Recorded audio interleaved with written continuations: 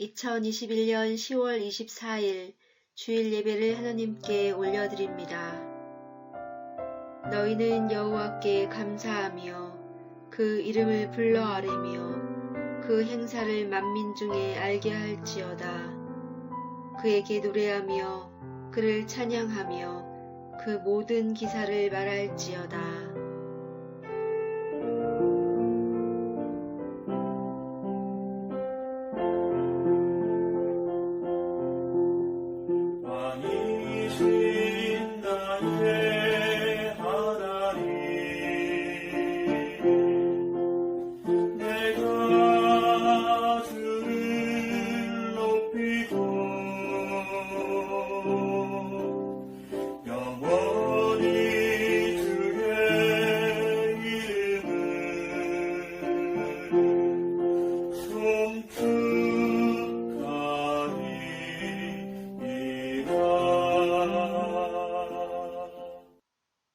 사도신경으로 우리의 신앙을 고백합니다. 나는 전능하신 아버지 하나님, 천지의 창조주를 믿습니다. 나는 그의 유일하신 아들, 우리 주 예수 그리스도를 믿습니다.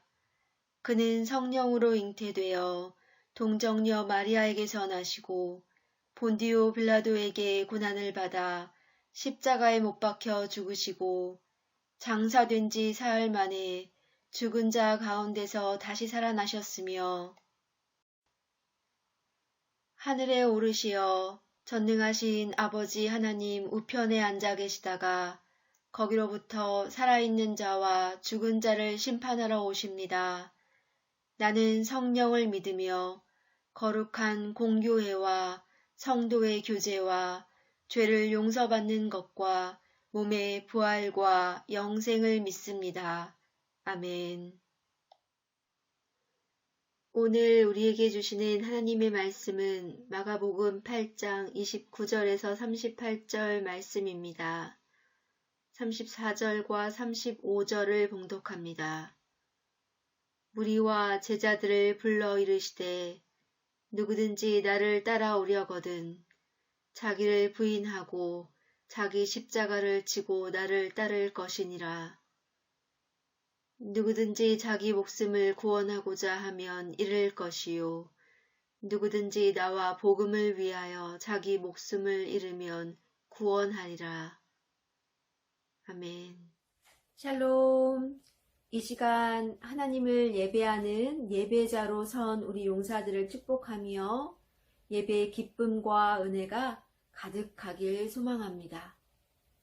오늘은 하나님 나라의 백성의 비용 계산이란 제목으로 하나님 나라 백성의 제자로서의 삶에 대해 말씀을 나누려고 합니다.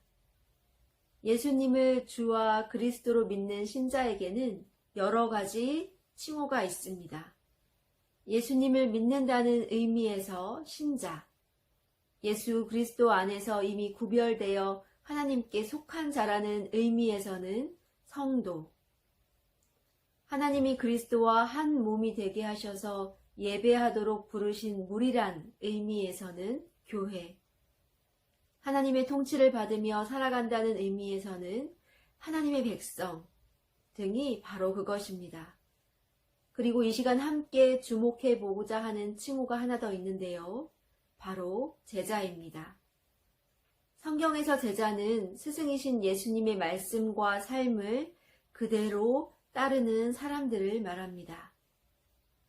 앞으로 2주간의 말씀 나눔을 통해서 제자의 삶이 어떤 것인지, 어떻게 하면 하나님의 백성인 제자로서 온전히 살 수 있는지 살펴보도록 하겠습니다. 예수님은 우리를 구원하시기 위해 이 땅에 오신 그리스도이십니다. 그런데 그리스도이신 예수님이 우리를 구원하시기 위해 걸어가신 길은 평범한 길이 아니었습니다. 본문 31절, 인자가 많은 고난을 받고 장로들과 대제사장들과 서기관들에게 버림받아 죽임을 당하고 사흘 만에 살아나야 할 것을 비로소 그들에게 가르치시되, 예수님이 가실 길은 십자가의 고난을 감당해야만 하는 길이었습니다. 그런데 예수님이 어떤 삶을 살지 말씀하시자 베드로는 예수님을 붙들고 매우 크게 화를 내고 비난했습니다. 예수님이 걸어가셔야 할 길에 대해 전혀 이해하지 못했던 것입니다. 이에 예수님은 베드로를 책망하신 후 무리와 제자들에게 예수님을 따르는 제자의 길에 대해서 가르치셨습니다.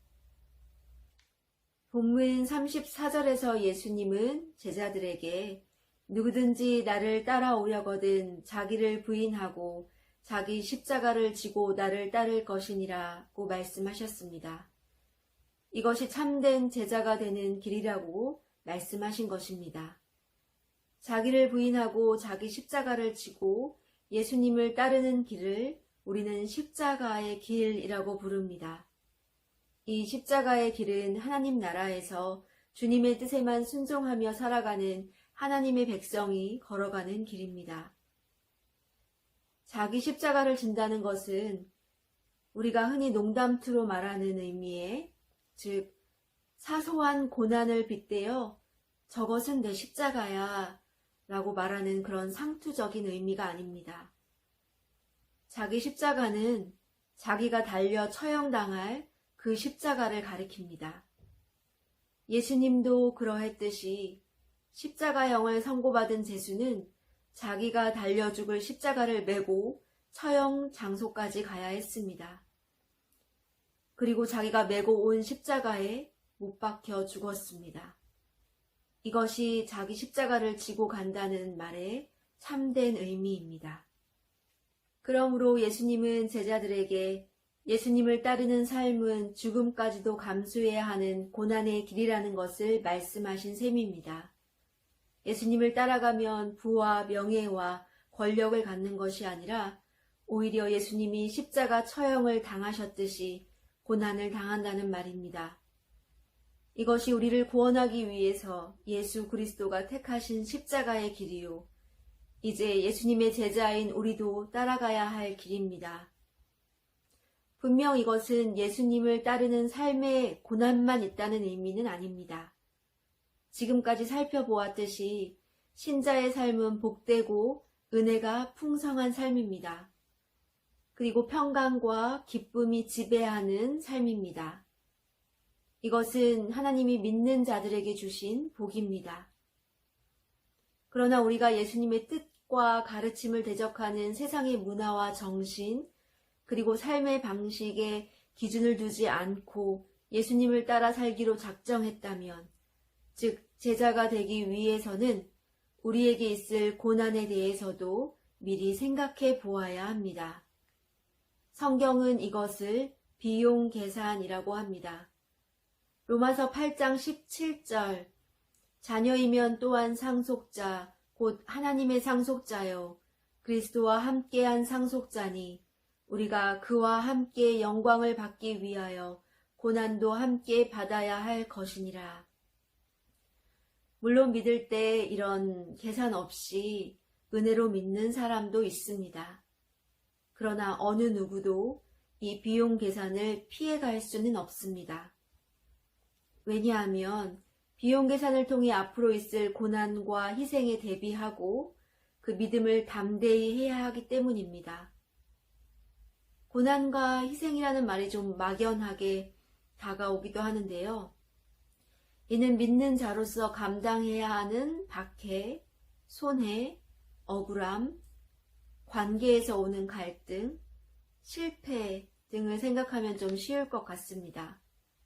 이런 고난들이 우리가 감당해야 할 비용이라는 것입니다. 좀 더 깊이 생각하면 비용 계산을 하라고 말씀하신 이면에는 이런 큰 희생을 치러서라도 예수님을 따르는 삶의 유익이 말로 다 할 수 없이 크다는 가르침이 전제되어 있습니다.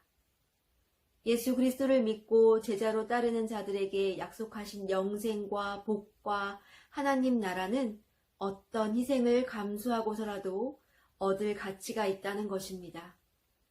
그래서 사도 바울은 다음과 같이 외칩니다.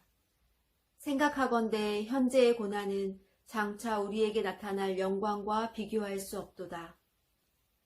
믿음의 형제 여러분, 오늘 말씀을 통해 믿는 자로서 하나님의 뜻을 따라 세상과 구별되어 하나님의 제자로 살아가고자 하는 우리 앞에 우리가 감당해야 할 고난이 따른다는 것을 살펴보았습니다.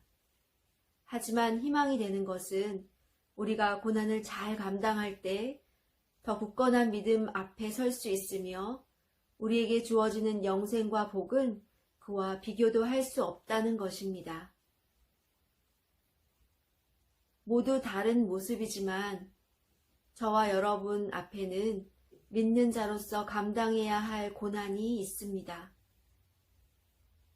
하지만 저는 우리 용사들이 어떠한 고난 앞에서도 믿음을 지키며 예수님을 따르는 제자의 길을 포기하지 않겠다고 작정하고 결단하며 믿음의 길을 걸어가길 간절히 소망합니다.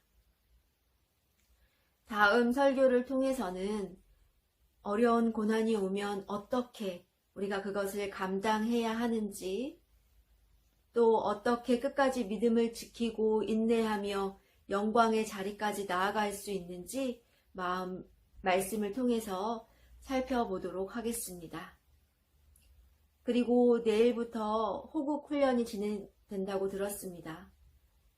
갑자기 추워진 날씨 때문에 걱정이 많이 되긴 하지만 우리 모든 용사들이 건강하고 안전하게 훈련을 잘 감당할 수 있도록 기도하겠습니다. 잘 다녀오세요. 함께 기도하겠습니다. 하나님, 사랑하는 믿음의 용사들이 어떠한 고난 앞에서도 믿음을 지키며 능히 감당하게 하시고 예수 그리스도의 제자의 삶을 굳건히 살아가게 하옵소서. 내일부터 진행되는 훈련의 모든 과정 위에 함께 해 주셔서 용사들이 안전하고 건강하게 훈련을 잘 감당할 수 있도록 지켜 주옵소서. 예수님의 이름으로 기도드립니다. 아멘. 주님 가르쳐 주신 기도로 예배를 마칩니다.